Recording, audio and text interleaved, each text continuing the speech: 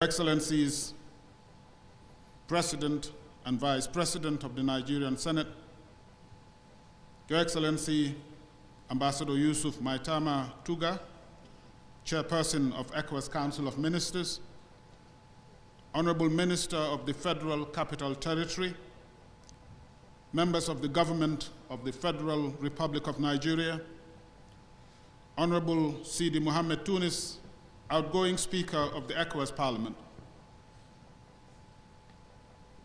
all heads of ECOWAS institutions and commissioners, members of the Diplomatic Corps, representatives of international organizations, honorable members of the ECOWAS Parliament, staff of ECOWAS institutions, distinguished guests, ladies and gentlemen. Let me express our deep gratitude to His Excellency Bola Ahmed Tinubu, President of the Federal Republic of Nigeria, and Chair of ECOWAS Authority, for presiding over this swearing-in ceremony of the 6th Legislature of ECOWAS Parliament. Through Your Excellency, I would like to convey our profound gratitude to the government and the people of Nigeria for the hospitality and continued generosity to ECOWAS institutions. Excellencies, honorable members, and invited guests, we are gathered here for the inaugural session of the 6th Legislature in accordance with the provisions of Article 20, Paragraph 1 of the Supplementary Act on the Enhancement of the Powers of the ECOWAS Parliament. I therefore welcome all of you and express again our gratitude to His Excellency for gracing this occasion. Over the years, the ECOWAS Parliament has intensified efforts to respond to the aspiration of our people. The 5th Legislature, under the stewardship of my brother, the Right Honorable Dr. Sidi Mohammed Tunis, pursued the task of representation by contributing to the COVID-19 pandemic recovery in our community, the defense of democracy in the face of coup d'etat, oversight of regional programs and projects, community engagement and dialogues, as well as the projection of the community acquis at various international fora.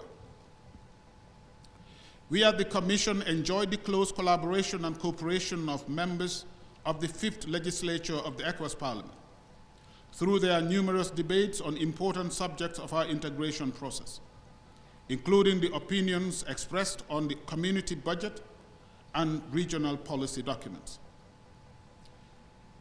The parliamentarians, in collaboration with the Commission, undertook election assistance activities, mediating in electoral processes in our member states in order to prevent conflict and ensure peaceful elections. And we are all witness to the peaceful transitions that took place last year in our community. More precisely, here in Nigeria, where His Excellency Bola Ahmed Tinubu emerged as winner of the presidential election. And in Liberia, where President Bokai won elections as opposition candidate. Similarly, in Guinea-Bissau, the opposition won parliamentary elections. 2 days ago, I was privileged to join His Excellency President Bola Ahmed Tinubu and other ECOWAS and continental leaders to witness another peaceful and significant transition of power from President Macky Sall to President Bassirou Diomaye Faye of the Republic of Senegal. We remain confident that we will have similar peaceful transition in Ghana later this year. Your Excellencies, these transitions show that democracy is alive in the region. But democracy, as represented by regular elections, is not enough. It is just an element of good governance.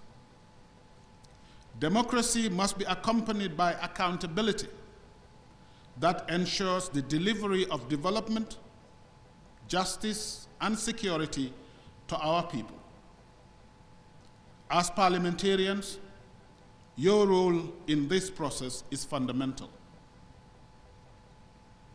Your Excellencies, honorable members, and invited guests, recalling these successful, peaceful transitions is not in any form an exercise in self-glorification. Rather, it is a recognition of the progress we as a community have made, without ignoring the challenges that confront us. These challenges are many and diverse. Indeed, our region has not seen so many challenges simultaneously in many years. As we gather today, our region is faced with threats to peace and security, as well as poverty. As you all know, and as if that is not enough, our region is now faced with the risks of disintegration.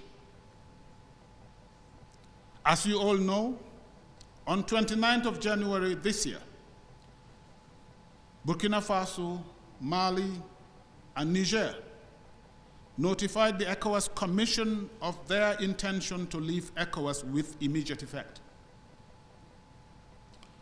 Our people, the people of West Africa, have lived in one integrated ECOWAS community for several decades now.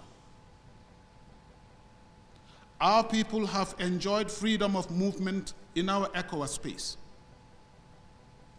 Our people have begun to see the benefit of our common market, where original products are traded freely in a market of 400 million people. Our people also move about with a common passport and a common biometric identity card. The disintegration will not only disturb the freedom of movement and establishment of people, it will also aggravate insecurity of the region. More specifically, the withdrawal will affect security cooperation in terms of sharing intelligence and participation in regional counter-terrorism and other security initiatives, such as the Accra Initiative and the Multinational Joint Task Force. The withdrawal may also lead to diplomatic and political isolation at the international scene, where the countries have obtained bloc support for their candidates and candidatures in the contest for international positions within the African Union, the United Nations, and similar bodies. The withdrawal will also affect the immigration status of the citizens, as they may be required to obtain visa to travel around the region. Citizens may no longer be able to reside or set up businesses under ECOWAS arrangement and may be subject to diverse national laws. The three countries will also cease to use ECOWAS passports, ECOWAS biometric national ID cards, and the region-wide ECOWAS brown card vehicle insurance. On the economic and finance front, the withdrawal of the three states could result in the halt or suspension of all ECOWAS projects and programs in these countries worth more than $500 million US. Excellencies, distinguished ladies and gentlemen, it should be noted that the two regional financial institutions of ECOWAS, EBID and BOAD, have considerable exposure in the three countries. ECOWAS Bank for Investment and Development, EBID, currently has 27 ongoing public sector projects in the three countries, valued at approximately $321.6 million. 38% of this is in the form of investment in the public sector, while 61% is constituted by investment in the private sector.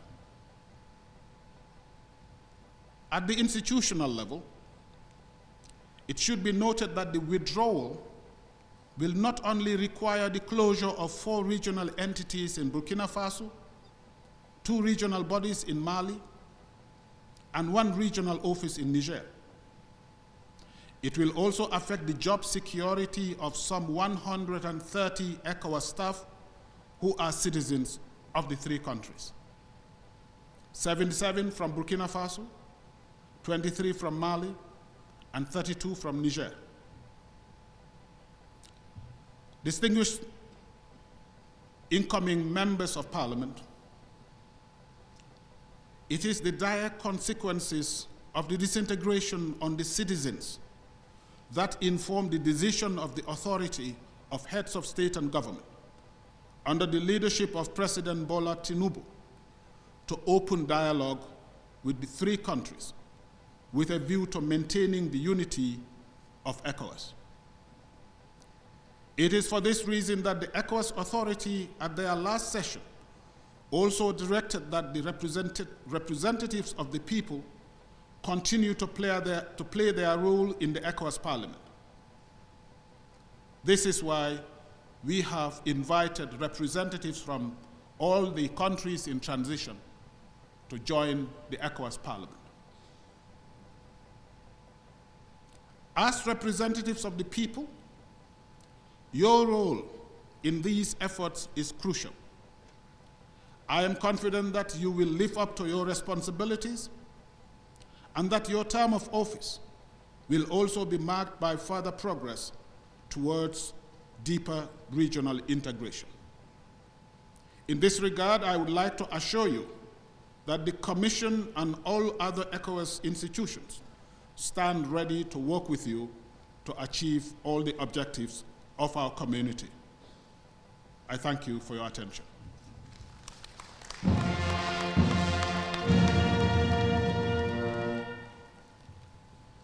Thank you, Your Excellency, sir. Without wasting further time,